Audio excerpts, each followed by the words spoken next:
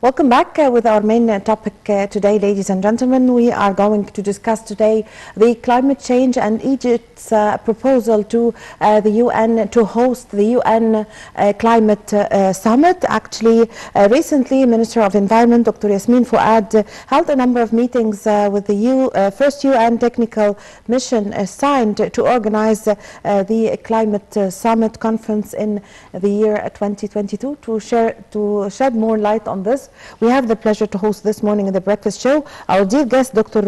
Mohamed Abdel Raouf, Professor of Environmental Economics. Good morning, Dr. Abdel Raouf. Very fine. Good morning to you and to our viewers. Thank you so much.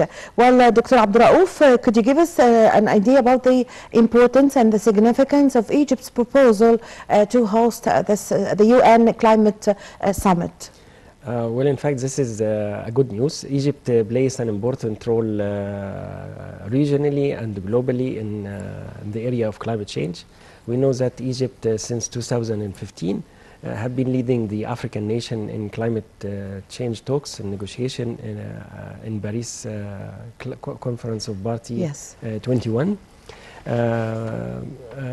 In order to host, according to the UN system of regional rotation, in 2022, it's a turn for an African country, African nation, to host the climate talks. We know that in November 21, the climate talks will be held in Glasgow, United Kingdom. Yes.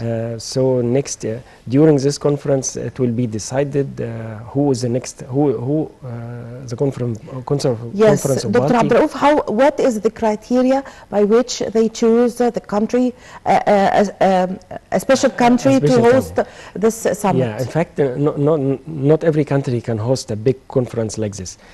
We understand that from past experience before Corona, and hopefully in 2022 things will be back to normal. This is the biggest event globally. We usually host between 20,000 to 30,000 participants. In order to host that, you have to have a security, stability, and also you have logistical, financial, and conference facilities. Not every country, especially in the African continent, can have this. There is also a possibility for a hybrid conference in 2022 with physical meeting face-to-face, and also use of online and virtual conferencing. Egypt has all the means to do that. We have organized the big events in Sharm el-Sheikh for youth conference, conference of biodiversity. So this is something very important, and also shed a lot of light on the hosting country. It will help to attract investment, tourism, because attracting climate change, we are discussing almost all sectors, from agriculture, tourism, industry, and so on, transportation. The goal of climate change is to reduce greenhouse gas emissions, and reducing greenhouse gas emissions is related almost to all sectors of the economy. So we can see cars, electric cars with natural, working with natural gas, a lot of environment-friendly techniques for agriculture and irrigation, transportation, power plant, and different industry. The world is shifting very fast to a low-carbon economy, and a lot of countries globally are coming up with solutions and techniques in order to reduce greenhouse gas emissions, and it's hoped that by mid of the century we will achieve carbon neutrality. As I said, Egypt plays an important role since 2015. Climate talks and Paris Agreement has been leading the African nation for adaptation, African Initiative for Renewable Energy. And currently Egypt sits along with the United Kingdom, the current host of 26th Conference of Party. Egypt sits in adaptation coalition and energy transition as well. All of these are merits in favor of Egypt in order to host such a big event. Yes, so Dr. Abdel Raouf, how would this conference represent a chance for Egypt in order to continue its partnership with the African countries to face the challenges of the climate change? Yes, we know that challenges of climate change and the impacts are globally. Poorer country, developing country are more affected by that. African countries also lack a lot of financial means, capacity, technical capacity and technology transfer. So Egypt plays an important role, as I mentioned, in two big initiatives with the African negotiations in adaptation, how to adapt with the negative impact of climate change and to achieve a resilient economy in order to support the livelihood and the economy of the country, and also to shift to a clean energy and energy transition. Yes. So Egypt is playing a lot of role in the African continent and globally. Egypt is playing an important role with the current host, United Kingdom, of the Conference of Party 26. There is a lot of merits for Egypt and for the African countries in order to push this initiative forward and in order to attract more finance for developing countries, more affected countries by sea level rise and heat waves and so on. So it's a good opportunity for the African nations in order to attract investment for cleaner, environment-friendly technologies in various sectors. Yes. This is almost all sectors. We are not speaking about a specific sector. You can have a cleaner technology with low carbon emission in transportation, in various industry, in agriculture, in tourism. Also technology transfer, which is much needed, and the Paris Agreement support a lot the technology transfer and finance for the developing countries. And it's in fact a lot of debate and negotiation between developed and developing countries in order to convince the developed countries to commit to their commitment and responsibility and achieve Paris Agreement on the ground, on the reality, and help poorer country and developing countries in order to achieve and meet the goals of Paris Agreement. Yes, so we are still in the same point of the Egypt and African countries to shed more light on this. How does the conference also represent a chance to stress on the two initiatives, the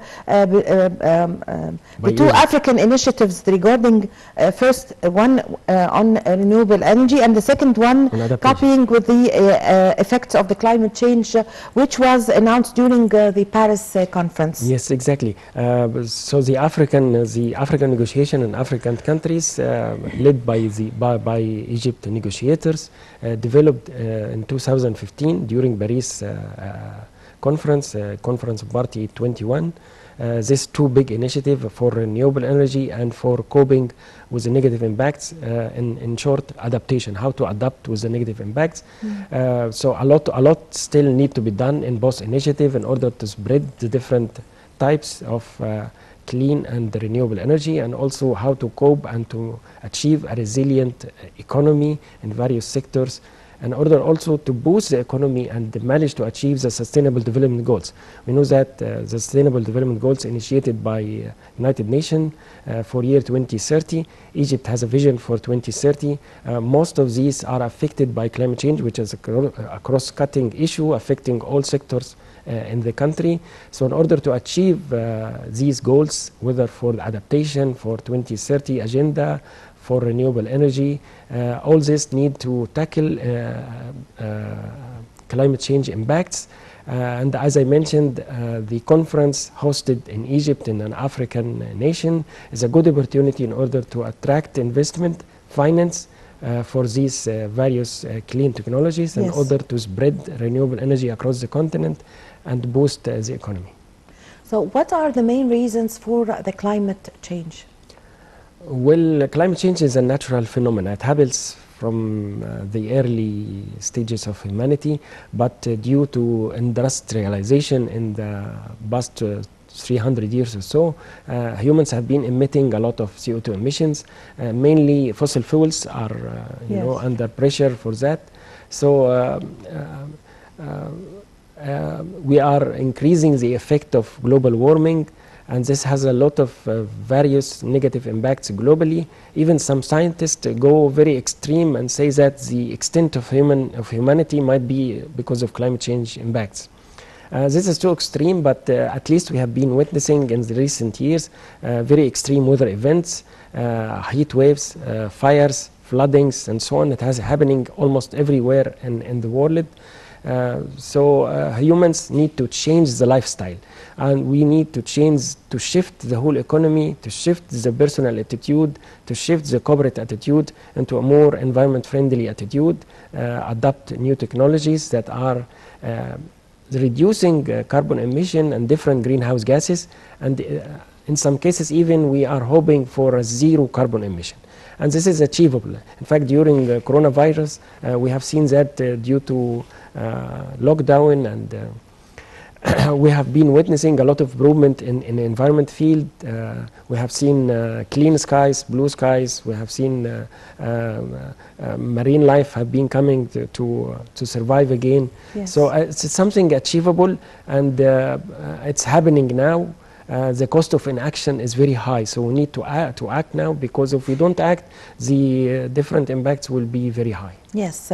Dr. Abdel Raouf, how did the climate change in the whole world affect Egypt?